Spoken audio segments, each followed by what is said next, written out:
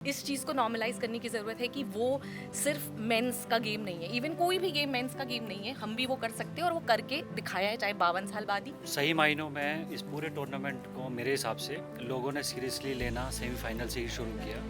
तो ये दिखाता है कि सबसे बड़ा हमारे लिए वहाँ पे कोई सबसे बड़ा मैच था तो ऑस्ट्रेलिया के खिलाफ सेमीफाइनल ही था। दीप्ति शर्मा भारत की जीत में बहुत अहम भूमिका रही उनकी। जो अभी तक लोग बोलते थे कि ना ये क्रिकेटर मर्दों का खेल है या ऐसे सब, वो सब बातें अब सब पुरानी हो जाएंगी, बेमानी हो जाएंगी। इस पूरी जीत में एक इंसान के बिना संभव नहीं थी, वो थे अमोल मजूमदार। मैं तो अपना एक टोटका शेयर करना चाहूँगा आपके साथ कि इससे पहले जो इंडिया का जो लास्ट कप हुआ था, जो इंडिया ने जीता था मेंस क्रिकेट टीम में, तब भी मैंने वो आजमाया था। मैंने रात को मैच ही नहीं देखा था और इस बार भी सेमीफाइनल और फाइनल मैंने इसीलिए नहीं देखे।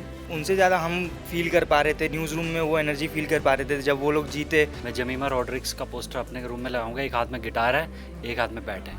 बोए जाते हैं बेटे, उग जाती हैं बेटियां, खाद पानी बेटों में लहराती हैं बेटियां।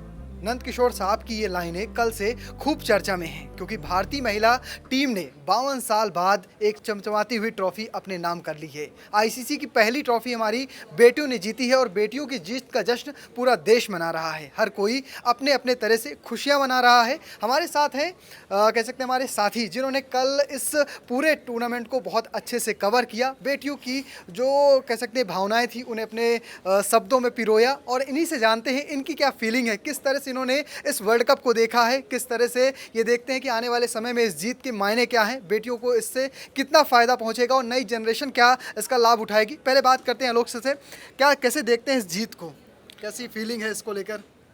बहुत ही अच्छी फीलिंग है और ये सबसे बड़ी बात ये है कि ये जीत जो है सिर्फ भारतीय क्रिकेट ही, महिला क्रिकेट ही नहीं बल्कि देश की महिलाओं का इतिहास बदलने वाली है।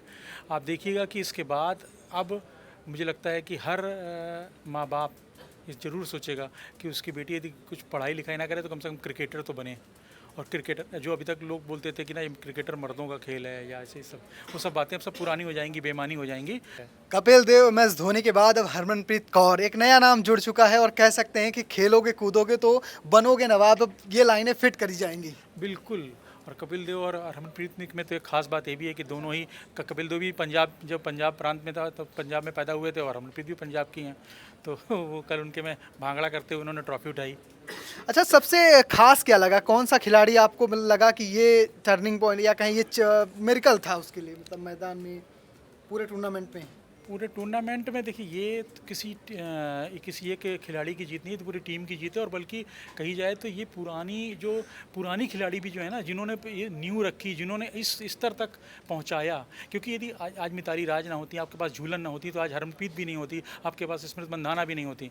तो ये सिर्फ एक टीम की जरूरत, सिर्फ एक खिलाड़ी, एक पर्टिकुलर खिलाड़ी को लिए जीत नहीं है, पूरी टीम की जीत है। हाँ, मिरेकल वाली बात है तो मिरेकल तो निश्चित रूप से कल जो है सब शेफाली वर्मा के जिस हिसाब से मेरा कहा जाएगा कि मिरेकल गर्ल जो गॉड्स प्लान था, बिल्कुल वाकई में कभी सेमीफाइनल में, मतलब वो टीम से में ही नहीं थी, स्टैंड बाई में भी नहीं थी, फिर सेमीफाइनल में उनकी एंट्री होती है, सेमीफाइनल में फेल हो जाती हैं, लेकिन सेमीफाइनल में वो कुछ ऐसा कर जाती हैं, विकेट भी लेती हैं और शतक से भी ज़्यादा एक समय से लग रहा था शतक बना लेंगी। तो मिरेकल तो फिर यदि वो एक मोमेंट की बात करें तो वो है। क्या मानते हैं सर, अमनजोत कौर का जो कैच था वही टर्निंग पॉइंट था या उससे पहले? नहीं, टर्निंग पॉइंट मैं इस मैच में जो साउथ अफ्रीका की कैप्टन थी, जो 101 रन बना के खेल रही थी, लारा, उनके विकेट को मानता हूँ। क्योंकि थ्रू आउट इस पूरे टूर्नामेंट में लारा ने सबसे ज़्यादा रन बनाया है, 500 से ज़्यादा रन बनाए हैं और वो भारत के लिए बहुत बड़ा थ्रेट भी थी। सेमीफाइनल मैच में जिस तरह से उन्होंने इंग्लैंड के खिलाफ सिंगल 169 रन की पारी खेली, 311 रन का स्कोर किया था साउथ अफ्रीका ने, और फिर उन्होंने मैच जीता, इंग्लैंड जैसी मजबूत टीम को हराया जो ऑलरेडी 4 बार वर्ल्ड चैम्पियन रह चुकी है। तो लारा का विकेट सबसे इम्पॉर्टेंट रहा और लारा को आउट किसने किया? दीप्ति शर्मा ने। और सबसे ज़्यादा विकेट भारत की तरफ से किसने लिए फाइनल मैच में? दीप्ति शर्मा ने। और इस टूर्नामेंट में भी सबसे ज़्यादा विकेट दीप्ति शर्मा ने ही लिए, जो कि 22 रहे। तो दीप्ति शर्मा भारत की जीत में बहुत अहम भूमिका रही उनकी, और मैं उनके प्रदर्शन को किसी भी स्थिति में किसी भी खिलाड़ी से कम नहीं आता। अच्छा, सबसे फेवरेट आपके लिए कौन सा मोमेंट रहा इस पूरे टूर्नामेंट में जहां लगा कि नहीं, हार जीत बिल्कुल कह सकते हैं हार्ट बीट बढ़ गई हो? इस पूरे टूर्नामेंट में सबसे जो अहम मैच था वो सेमीफाइनल था, क्योंकि जब आपके खिलाफ ऑस्ट्रेलिया जैसी मजबूत टीम उतरती है जो कि 7 बार की वर्ल्ड चैंपियन है और उसको सबसे मजबूत दावेदार भी माना जा रहा था, सेमीफाइनल से पहले ऑस्ट्रेलिया की टीम ने एक भी मैच नहीं गंवाया था। उन्होंने 7 मैच खेले थे, 6 जीते थे, एक मैच बारिश की वजह से रद्द हो गया था, लेकिन थ्रू आउट सेमीफाइनल से पहले वो एकमात्र ऐसी टीम रही जिसने कोई भी मैच नहीं गंवाया। और जब आपने उस टीम के खिलाफ इतने बड़े स्कोर को चेज़ किया तो मुझे लगता है कि ये फाइनल से भी बड़ी जीत हमने सेमीफाइनल में ही दर्ज करके दिखा दी थी। लेकिन जिस तरीके से उन्होंने पारी खेली और जिस तरीके से मतलब इस भारतीय टीम का इतिहास रहा है चेस करने में, कई बार पीछे भी देखने को मिला। एक मैच में दीप्ति शर्मा और इंग्लैंड वाले मैच में जब तक स्मृति मंदाना बैटिंग कर रही थी लग रहा था कि मैच जीत जाएगी इंडिया। स्मृति मंदाना शतक से चुकी, उसके बाद से दीप्ति शर्मा भी आउट हो गए, उसके बाद भारत मैच हार गया। 3 मैच भारत हारा था। उसके बाद से सेमीफाइनल में इस तरीके का प्रदर्शन और स्मृति मंदाना का जमीमा रोड्रिग्स का नंबर 3 पे प्रदर्शन, वो वहाँ पे एकदम ऐसा हो गया कि अब लगने लगा कि शायद भारत का वर्ल्ड कप है। फाइनल में, सेमीफाइनल में ही ऐसा लगने लगा। अच्छा, एक नाम या कहें एक पोस्टर आपको अपनी डेस्क में लगाना हो तो कौन सी वो मतलब पोस्टर होगा, किसका पोस्टर होगा? वो जेमिमा रोड्रिग्स का वो वही पोस्टर। हाँ, मतलब जेमिमा को ऑस्ट्रेलिया मतलब ऐसा रहा है हमेशा से। 2011 वर्ल्ड कप में भी हुआ था कि हम क्वार्टर फाइनल में ऑस्ट्रेलिया से हमारी मुलाकात हुई थी। ऑस्ट्रेलिया को हारने के बाद 2011 में भी लगने लगा था कि अब शायद कोई नहीं होगा कि हम हार जाए वहाँ पे। तो मुझे लगता है कि जेमिमा वाली पारी वो बहुत समय तक याद रखी जाएगी। फाइनल से ज़्यादा सेमीफाइनल को याद किया जाएगा ऐसा? सेमीफाइनल में खिलाड़ियों को देख करके, कल ट्रॉफी के साथ वो था, ट्रॉफी मिलने का और सबका वो था, लेकिन जिस तरीके से सेमीफाइनल में आप इमोशंस देखोगे, हरमनप्रीत कौर का फूट कर रोना और जेमिमा का उस तरीके से बातें करना, तो ये दिखाता है कि सबसे बड़ा हमारे लिए वहाँ पे कोई सबसे बड़ा मैच था तो ऑस्ट्रेलिया के खिलाफ सेमीफाइनल ही था। बिल्कुल सेमीफाइनल मुकाबला था और हम जीते, फाइनल जीते। हमारे साथ है प्रवीण सर। सर, ये पूरे कह सकते हैं पूरा टूर्नामेंट एक मिरेकल जैसा रहा। हम 3 मैच हारते हैं, बीच में लगातार हैट्रिक लगती है, हार की हैट्रिक लगती है। हमारे टूर्नामेंट में जो लीग में सबसे ज़्यादा रन बनाती हैं प्रतिका रावल, वो बाहर हो जाती हैं, शेफाली का आना, और फिर उसके बाद ज़बरदस्त वापसी, ट्रॉफी पे जाके हम फिनिश करते हैं। आप कैसे देखते हैं पूरे टूर्नामेंट को? सही मायनों में इस पूरे टूर्नामेंट को मेरे हिसाब से लोगों ने सीरियसली लेना सेमीफाइनल से ही शुरू किया। The way Jemimah Rodrigues played, उस लड़की ने जो दिखाया, अभी हम पिछले अगर 10 सालों में देखें तो हमारी लड़कियां, ये जो विमेंस टीम है, बहुत सारे आईसीसी इवेंट्स के एकदम बिल्कुल हाथ मुहाने पे थी और आखिरी मोमेंट में कोई ना कोई कोलैप्स हुआ, कोई ना कोई गलती हुई और लगातार हम लोग किसी न किसी आईसीसी इवेंट से हारते जा रहे थे। ये पहला मोमेंट था जहाँ पर आपने दिखाया कि आपका माइंड मेकअप कैसा है, यानी सही में टीम में एक ट्रांसफॉर्मेशन हुई है जो सेमीफाइनल में देखने को मिली। ये एकदम वैसा ही मैच था, वैसी इंटेंसिटी थी जो 2011 के वर्ल्ड कप में मोहाली के मैच में थी, जो पाकिस्तान और इंडिया के बीच का मैच था। हालांकि यहाँ पर सामने ऑस्ट्रेलिया थी। आप ये देखिए कि 330 प्लस टारगेट चेस करना, और ऐसे बहुत सारे मौके आए थे, हमने देखा था कि कोलैप्स कर जाती थी टीम, क्योंकि वो सही कमिटमेंट, वो सही अप्रोच हमारी लड़कियों की टीम में वो नहीं आ पाया था। तो जिस तरीके से सेमीफाइनल खेला, और जैसे कि अभी इन्होंने बताया कि सेमीफाइनल में ज़्यादा आंसू दिखे थे प्लेयर्स की आंखों में, क्योंकि वो एक अनप्रडिक्टेबल कह लीजिए या अनइमेजिनेबल जीत थी। ठीक है, जिस तरीके से जेमिमा रोड्रिग्स और हरमनप्रीत कौर का भी उतना ही कंट्रीब्यूशन था, कम बॉलों में ज़्यादा रन बना के उन्होंने वो पुश दे दिया था, जिसको एग्जीक्यूट किया फिर बहुत अच्छे से रोड्रिग्स ने। साथ ही साथ अब मैंने बताया कि जैसे सेमीफाइनल से सेट हो गया, पूरा देश बहुत सीरियसली लेने लगा उस एक मैच से। फाइनल में आकर लोग 90% श्योर थे कि हम लोग ये जीत जाएंगे। और उसमें भी जैसे उन्होंने 300 से पहले उस टीम को रिस्ट्रिक्ट किया, और जैसे कि पिछले में जमीमा रोड्रिग्स हीरो बनी, फिर यहाँ पे ये अपनी शेफाली बनी।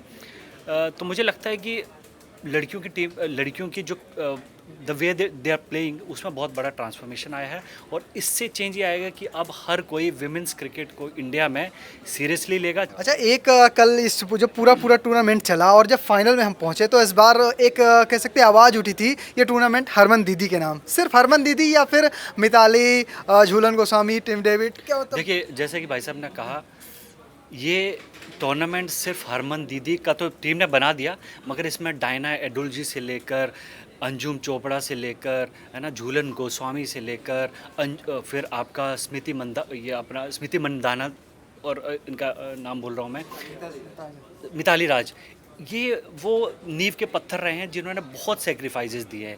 उन्होंने वो फेज़ इस क्रिकेट में गुजारा है जहाँ पे नेगलेक्टेड थे, हर चीज़ नेगलेक्टेड थी, ठीक है। तो उस फेज़ में बहुत ऐसे कहते हैं ना कि अगर आपको कामयाबी चाहिए तो उसके पीछे बहुत सारी जनरेशन जाती है, उनका बहुत सेक्रीफाइस जाता है।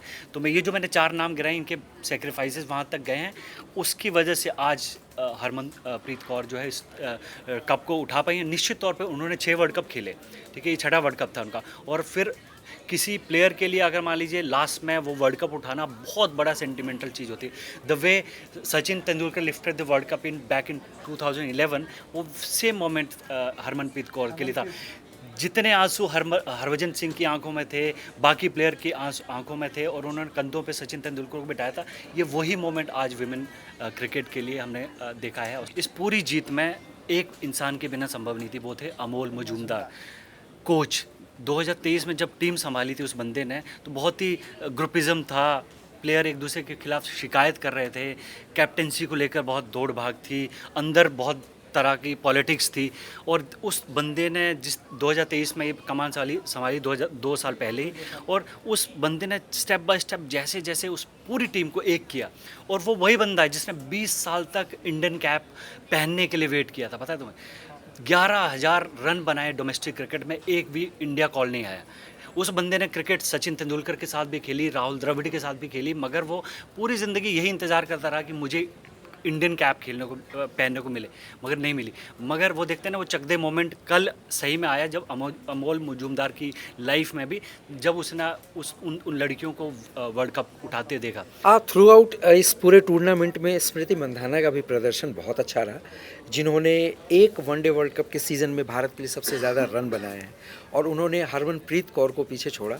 तो मंदाना को भी आप कहीं से नहीं नकार सकते। हाँ सर, क्या एक और अभी जैसे कि अभी संजय जी ने बताया कि स्मृति मंदाना के योगदान को नहीं भुलाया जा सकता, इसी तरीके से प्रतिका रावल के योगदान को नहीं भुलाया जा सकता। प्रतिका रावल भले ही सेमीफाइनल में नहीं खेल पाई हों, लेकिन उन्होंने सेमीफाइनल में पहुंचाया प्रतिका रावल नहीं है।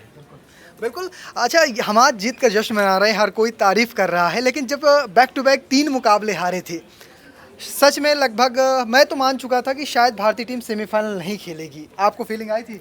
हमने शुरुआती 2 मैच जीते, फिर हमने 3 मैच गंवा दिए, तो वहाँ पे कहीं ना कहीं लग रहा था कि कुछ भी फेरबदल हो सकता है, हम शायद अंक तालिका में 4थे नंबर पे नहीं रह के 5वें नंबर पे रह जाए, तो डर सा तो लग रहा था।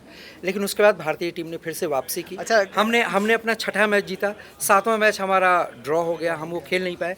न्यूजीलैंड को हराने के बाद हमने सेमीफाइनल में जगह पक्की कर ली। उसके बाद जो मैच ड्रॉ हुआ उससे कोई बहुत ज़्यादा फर्क पड़ा नहीं। क्या लगता है, मतलब जब हम कहानी सुनाएंगे, मतलब आज ही हम इस साल वर्ल्ड कप जीते, साल 2025 में 10 साल बाद कहानी सुनाएंगे, तो किसकी कहानी आपको सबसे ज़्यादा याद रहेगी? शेफाली, दीप्ति, स्मृति मंदाना, प्रतिका रावल, किसकी एक नाम? जेमिमा रॉड्रिक्स। जेमिमा की कहानी। हाँ, और मैं तो अब आपने पोस्टर की बात करी थी कि पोस्टर किसका लगाएंगे, मैं जेमिमा रॉड्रिक्स का पोस्टर अपने रूम में लगाऊंगा। एक हाथ में गिटार है, एक हाथ में बैट है। वाह, क्या मतलब आप भी जेमिमा के साथ ही जाएंगे? हाँ, जेमिमा की वो पारी तो यादगार रहेगी, सालों साल याद की जाएगी। जैसे कपिल देव की वो पारी 175 वाली याद की जाती है, वैसे जेमिमा की पारी भी हमेशा याद की जाएगी। कभी फिल्म अगर आप बनेगा, कुछ होगा, तो हो सकता है कि आप इस वर्ल्ड कप पे फिल्म बन जाए, तो हो सकता है आपकी जेमिमा को ही आप सेंटर ऑफ उसमें देख लें। हो सकता है, इसमें कोई बड़ा वो नहीं है। उन्होंने एंजाइटी और उन सब चीज़ों की भी बात की। किसे मतलब इस डेस्क में सामने कल फोटो? मैं स्मृति मंदाना। स्मृति मंदाना। वाह, तो फिर कल पोस्टर लेके आ रहे हैं आप? बिल्कुल बिल्कुल, स्मृति मंदाना। कल वीडियो बनाएंगे दोबारा और दोबारा दिखाएंगे पोस्टर किस किस ने लगाया है। फिलहाल हमारे साथ हैं स्मृति जी। कैसे, मतलब इस जीत को देखकर या कहें इस जीत के बाद आप कैसे देखते हैं, मतलब वुमेन्स क्रिकेट को, या जीत कैसी लगी? ज़बरदस्त जीत लगी। मैं तो मतलब टीम इंडिया ने दिल खुश कर दिया। मैं तो अपना एक टोटका शेयर करना चाहूँगा आपके साथ कि इससे पहले जो इंडिया का जो लास्ट कप हुआ था, जो इंडिया ने जीता था मेंस क्रिकेट टीम में, तब भी मैंने वो आजमाया था। मैंने रात को मैच ही नहीं देखा था, और इस बार भी सेमीफाइनल और फाइनल मैंने इसीलिए नहीं देखे। और अगली सुबह जो पहली मेरे दिन की शुरुआत हुई बड़ी अच्छी खबरों के साथ हुई। वाह, पहले ये तो सेमीफाइनल जीता और फिर मैं जब जगा सुबह तो मैंने देखा फाइनल जीता। हमारे साथ कपिल हैं। कपिल, कैसा लगा ये मुकाबला? आप तो रोज खेलने जाते हैं, मतलब इतना एंथुजियास्टम है कि भाई पहले शिफ्ट पूरी करता है फिर बाद में क्रिकेट खेलने जाता है। कैसा मतलब ये जीत, ये बहुत मैच? शानदार था, बहुत शानदार। मतलब ऐसा फील हो रहा था ना कि मैंने तो ना मैं, मेरा भाई, मेरे घर में सभी फैमिली मेम्बर मैच देख रहे थे, तो हमें ये फील ही नहीं हो रहा था कि हम वीमेंस क्रिकेट देख रहे हैं। हमें तो ये है कि इंडिया को रिप्रेजेंट कर रहे हैं, कि मतलब इतने बड़े उस पर आईसीसी का टूर्नामेंट है। ठीक है, मेंस में नहीं आया था वर्ल्ड कप, लेकिन हम ये है कि वीमेंस का भी जो जीत थी, हमारा सेलिब्रेशन भी उस तरीके का था। फिर मैं जैसे रात में बाहर भी निकला था तो देखा मैंने, जब T20 वर्ल्ड कप जिस टाइम जीते थे तो जिस तरीके का सेलिब्रेशन तो मैंने देखा आप था। इंडिया गेट गए थे ना? हाँ हाँ, कैसा रहा वहाँ का बढ़िया। माहौल? मैं कह रहा हूँ ना कि वहाँ का माहौल एकदम ऐसा था जैसे मैं T20 वर्ल्ड कप जब जीती थी ना इंडिया, मैं तब भी गया था। तो मुझे ये था कि शायद लोग नहीं आएंगे, लेकिन जाके देखा तो इतना ट्रैफिक लगा हुआ है और इतने लोग हैं, गाड़ियों पे चढ़ के, लड़कियां हैं, बच्चे हैं छोटे छोटे, और सभी लोग हैं।